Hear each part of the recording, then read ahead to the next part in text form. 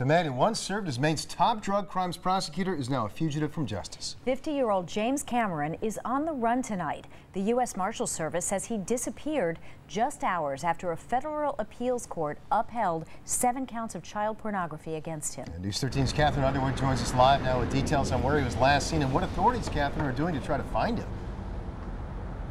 Yeah, well, Kim and Craig, excuse me, this is the wanted poster for James Cameron, and it was printed after U.S. Marshals tell us that he either cut off or disabled that court-ordered electronic monitoring device and then fled from his home. Now, we just got off the phone with the U.S. Marshals deputy who says they're currently following leads both in Maine and out of state. The U.S. Marshals Service tells us Cameron disappeared sometime between midnight Wednesday and then early Thursday morning. Cameron was convicted in 2010 of sending, receiving, and possessing child pornography. He was sentenced to 16 years behind bars, but has been free on bail since last summer while his appeal was pending. On Wednesday, a federal appeals court upheld 7 of those counts and threw out 6 others. That was just hours before Cameron was last seen. The Marshals Service says a witness saw him Wednesday in Hollowell, driving a 1999 tan Audi A6 with a Maine license plate number 2333PL.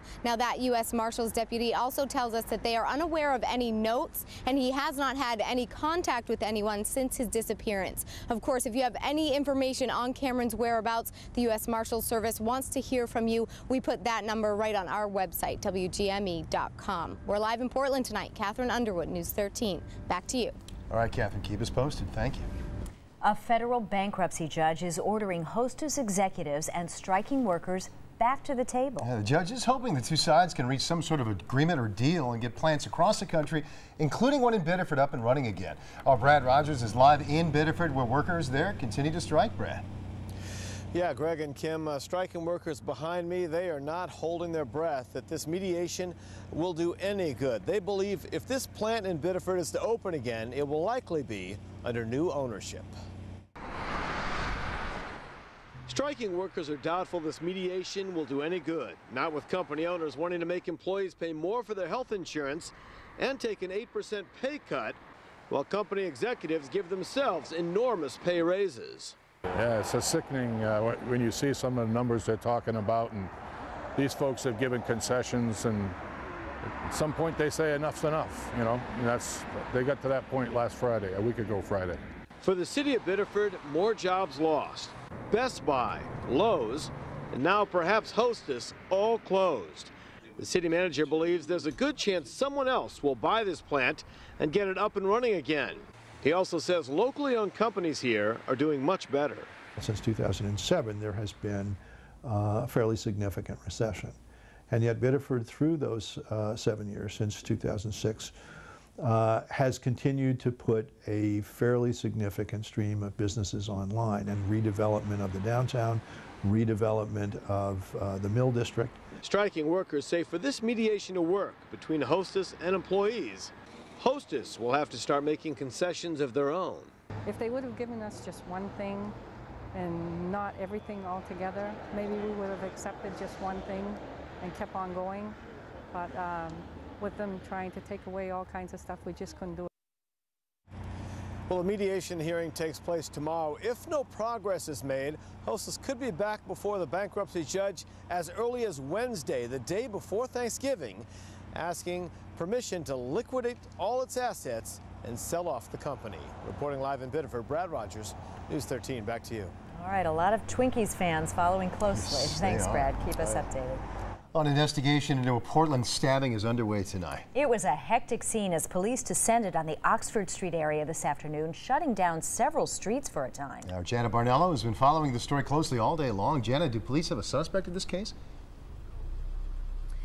Kim, Greg, we just got some new information from Portland police. They now say that 5 people were involved in a fight here on Portland Street near the Oxford Street intersection, right behind me near that fire hydrant. They say 4 of those people were taken to the hospital with non-life-threatening injuries. Now, earlier today, police on scene told us that this fight was with some knives and bats. It was a pretty ugly scene. There were tons of people around. Witnesses told us they saw the men running down the street before fighting.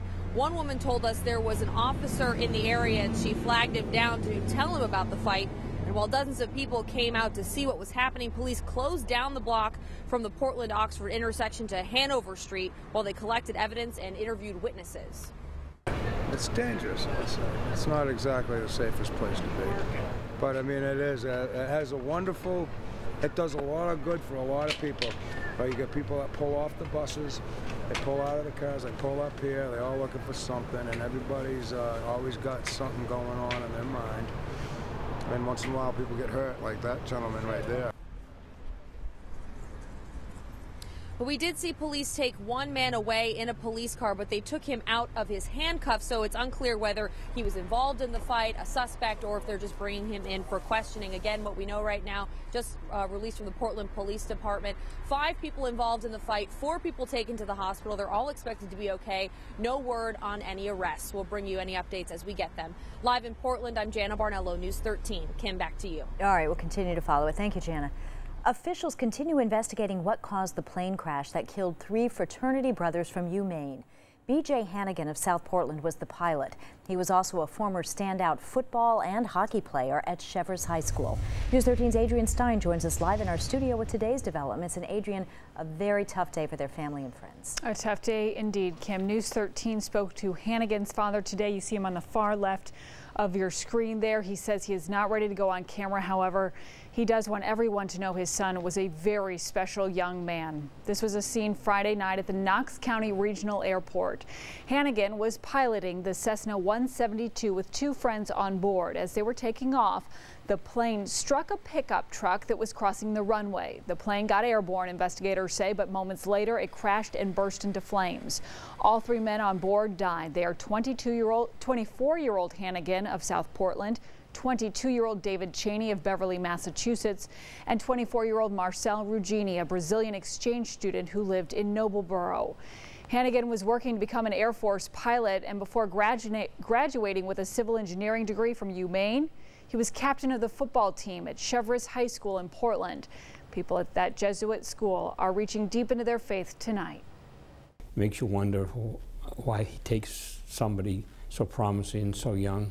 The world needs B.J. Hannigans, and hopefully enough people knew him and knew him well enough to carry on what he was.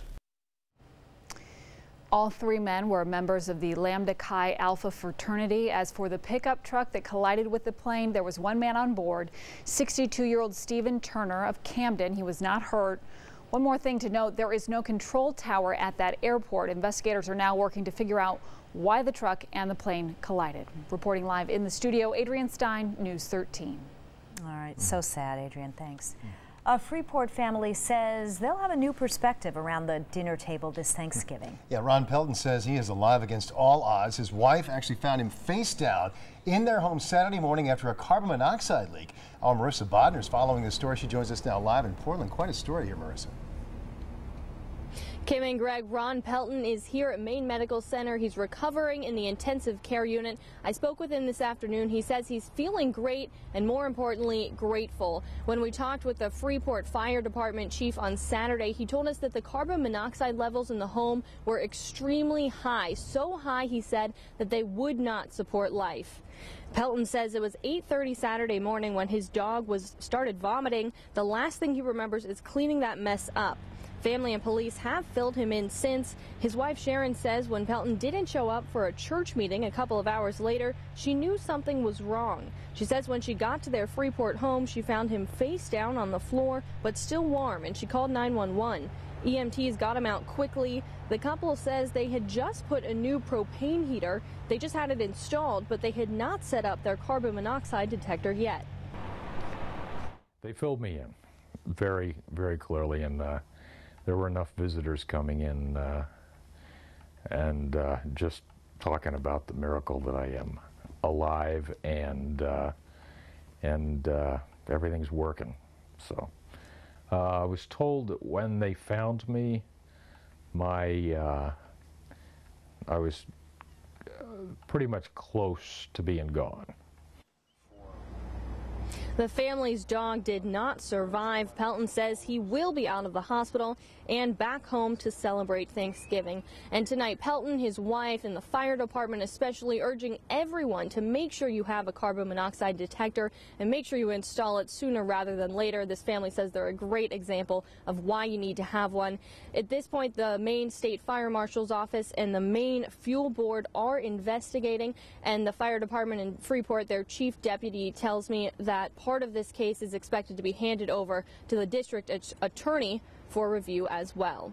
Live in Portland, I'm Marissa Bodner for News 13. Back to you.